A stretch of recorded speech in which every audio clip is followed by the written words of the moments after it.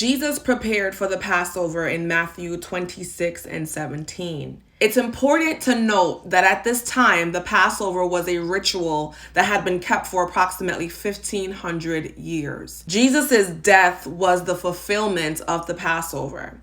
To understand this in its full context, one must read the book of Exodus, chapter 12, where we see the institution of the Passover. The congregation of Israel was instructed that each house was to take a lamb without blemish on the 10th day of the month, and by the 14th day, they were to kill the lamb in the evening. Then they were to take the blood and place it on the two sides of the posts and on the upper doorposts of the houses wherein they were eating the Passover. The Passover was to be roasted with fire, typifying the judgment of God that would come upon Christ as the sin bearer. Eaten with unleavened bread, typifying the perfection of Christ, and with bitter herbs, which served as Israel's reminder of the slavery they experienced in Egypt. And they were to let nothing remain until the morning. This lets us know that we must accept all of Christ. And this you shall eat with your loins girded and your shoes on your feet,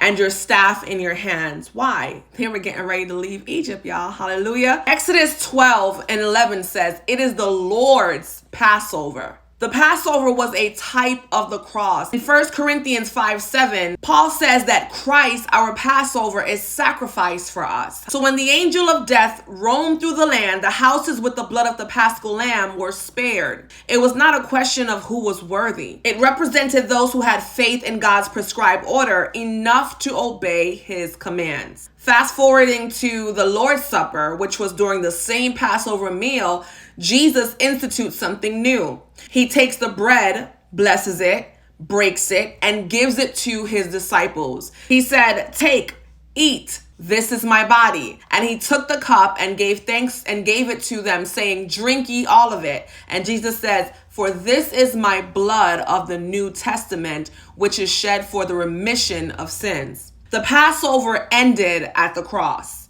and communion began as the continuation of its fulfillment, not through ritual sacrifice, but through remembrance of the perfect sacrifice.